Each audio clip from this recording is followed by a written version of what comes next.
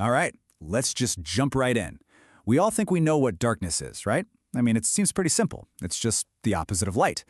But what if I told you that our most basic, fundamental understanding of darkness is, well, just plain wrong? This really gets to the heart of it. We look up at the night sky, we think of deep space, and we picture this black, empty void. But is that what's really going on out there? Is darkness actually empty? So that brings us to our first big idea here, the illusion of emptiness. Because it turns out that what we see, or what we don't see, as an empty void might just be an illusion. It could be a trick of our own biology. And this, right here, this really lays it all out. Our common belief is that darkness is the absence of light, an empty void. But scientific reality tells us something completely different. It says darkness is just the limit of our own perception. And that space, well, space is never truly empty. I mean, just let that sink in for a second. That's a huge statement from modern physics, isn't it? The idea that absolute, total darkness doesn't even exist? It just completely flips everything we thought we knew on its head. It's kind of like saying that, on some fundamental level, the universe doesn't have an off switch for light. The physicist Brian Greene explains this perfectly. He says, and I quote, "Space is filled with fluctuating energy fields. Some form of energy is always present, even in the deepest vacuum of the universe." Think about that. Even in what we'd call the emptiest parts of the universe, there are these invisible fields of energy buzzing all the time. There's always something there. Okay, so if darkness isn't really a lack of light, then what in the world are we actually experiencing when we're in a dark room? And that leads us to our next section, the boundary of our vision. This is the key. Our experience of darkness, it isn't really about what's out there in the world. It's about the biological limits of our own eyes. So the darkness we experience, it kind of exists more inside our heads than it does out there in the universe. So what's up with this number, 5 to 7? What could that possibly mean?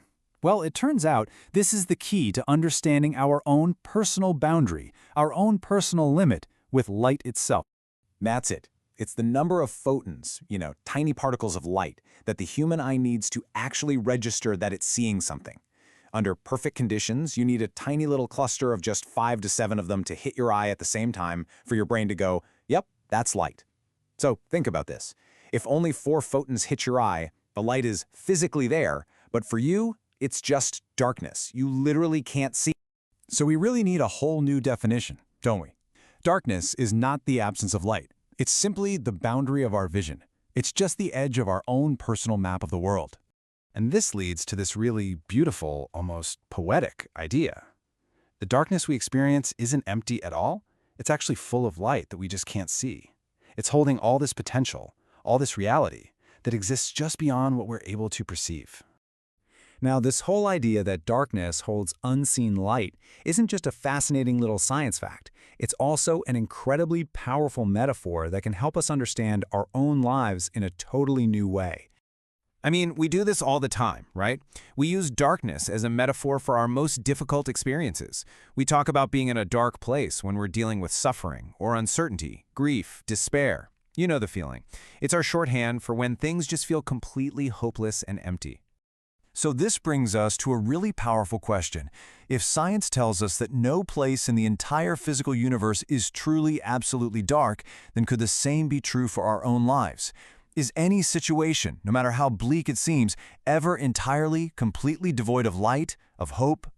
It's wild, but this ancient text from the Psalms captures that exact same idea. It suggests that from a perspective much, much greater than our own, the simple distinction that we make between light and dark, it just doesn't exist.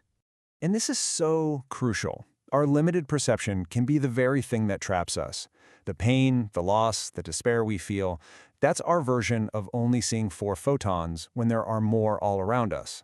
But from a larger perspective, one that can see all the light that we miss, there is still possibility. There is still hope. So what do we do with all this? How do we take this really profound idea and actually use it to find that unseen light in our own lives?